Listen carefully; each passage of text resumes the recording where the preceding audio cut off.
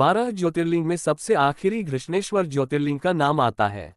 भगवान शिव के ये शिवालय व मंदिरों पूरे देश में फैले हुए हैं, जिसका अपना अपना महत्व है।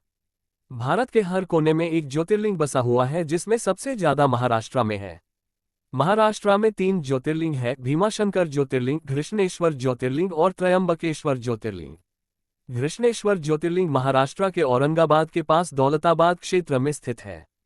इन्हें घुश्मेश्वर के नाम से भी जाना जाता है। आइए जानते हैं कैसे पड़ा घृष्णेश्वर ज्योतिर्लिंग का नाम, महत्व और रोचक बातें। ऐसे पड़ा घृष्णेश्वर ज्योतिर्लिंग का नाम।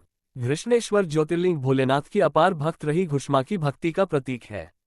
उसी के नाम पर ही इस शिवलिंग का नाम घुश्मेश्वर पड़ा था। कहते हैं कि यहाँ मौजूद सरोवर, जिसे शिवालय के नाम से जाना जाता है, उसके दर्शन किए बिना ज्योतिर्लिंग की यात्रा संपन्न नहीं होती है।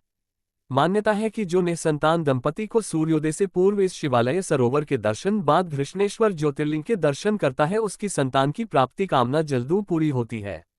घृष्णेश्वर ज्योतिर्लिंग की रोचक जानकारी। घृष्णेश्वर ज्योतिर्लिंग पूर्वमुखी है। सर्वप्रथम स्वयं सूर्यदेव इनकी आराधना करते हैं। मान्यता है कि सूर्य के जरिए पूजे जाने के कारण घृष्णेश्वर दैविक भौतिक तापों का धर्म, अर्थ, काम, मोक्ष का सुख प्रदान करते हैं।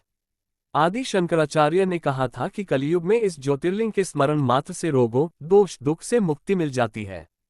घृष्णेश्वर ज्योतिर्लिंग की कथा। दक्षिण देश में देवगिरी पर्वत के पास सुधर्मा नाम का ब्राह्मण अपनी पत्नी सुदेहा के साथ निवास करता था।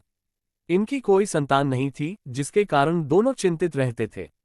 ब्राह्मण की पत्नी ने अपने पति का विवाह सुदेहा ने छोटी बहन घुश्मा से करवा दिया। घुश्मा शिव जी की परम भक्त थी। भगवान शिव की कृपा से उसे एक स्वस्थ पुत्र की प्राप्ति हुई, लेकिन घुश्मा का हंसता खेलता परिवार देखकर सुदाहा को अपनी बहन से ईर्ष्या होने लगी। क्रोध में आकर उसने घुश्मा की संतान की हत्या कर उसे कुंड में फेंक दिया। शिव कृपा से दोबारा जीवित हुआ पुत्र। घुश्मा को जब इस बात का पता लगा तो वह दुखी हुआ बिना शिव की पूजा में रोज की भांति तल्लीन रही। महादेव उसकी भक्ति से बेहद प्रसन्न हुए और शिव जी के वरदान से घुश्मा का पुत्र दोबारा जीवित हो उठा।